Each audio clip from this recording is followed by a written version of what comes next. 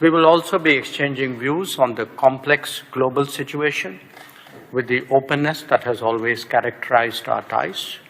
This includes the Ukraine conflict, as also the Middle East and Afghanistan, amongst others.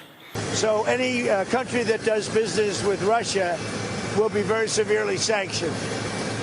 We may add Iran to the formula, yeah.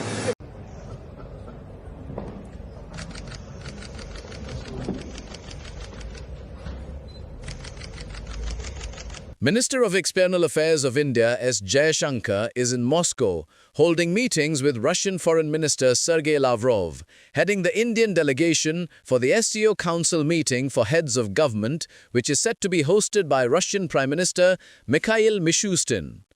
Meanwhile, India is set to welcome the S-400 air defense system from Russia. This depicts how Russia-India ties are strengthening all the more. Let me begin by saying that I welcome this opportunity to meet again, and our regular interactions, you mentioned 6 this year so far, have been greatly helpful in advancing our bilateral cooperation and also sharing perspectives on important regional, global, and multilateral issues. This particular occasion, for me, is all the more important as we prepare for President Putin's visit to India for the 23rd Annual Summit. A number of bilateral agreements, initiatives, and projects are under discussion in various fields. We look forward to the finalization in the coming days. This will certainly add more substance and texture to our special and privileged strategic partnership. We will also be exchanging views on the complex global situation with the openness that has always characterized our ties. This includes the Ukraine conflict, as also the Middle East and Afghanistan, amongst others. India supports recent efforts towards establishing peace. We hope that all parties approach that goal constructively. An early cessation of the conflict and ensuring of an enduring peace is in the interest of the entire international community.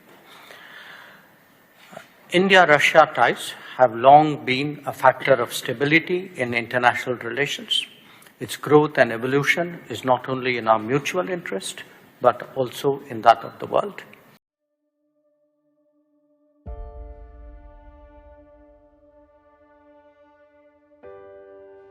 In the midst of Russia-India empowering their amicability, Trump seems to have reverted his focus on tariffs, which now seems like a retaliation.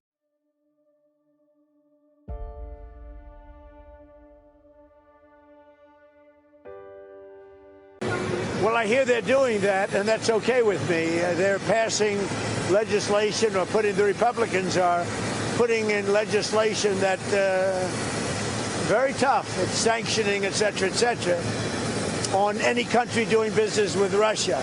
They may add Iran to that, as you know. I suggested it. So any country that does business with Russia will be very severely sanctioned. We may add Iran to the formula, yeah.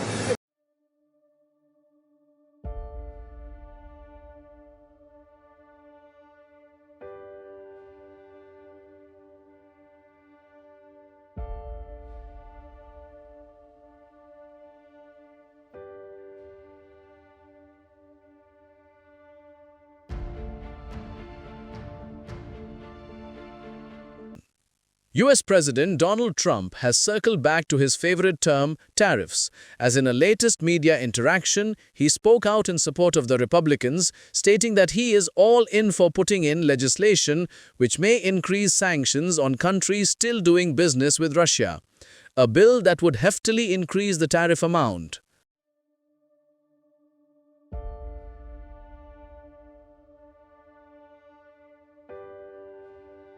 What could be seen as a veiled jab at India, New Delhi, which is sitting with a 50% tariff hike imposed by the US, would be attacked with 500% tariffs if Trump's Republican bill passes through. This could clearly prove Trump's obnoxiousness to countries still purchasing crude oil from Russia.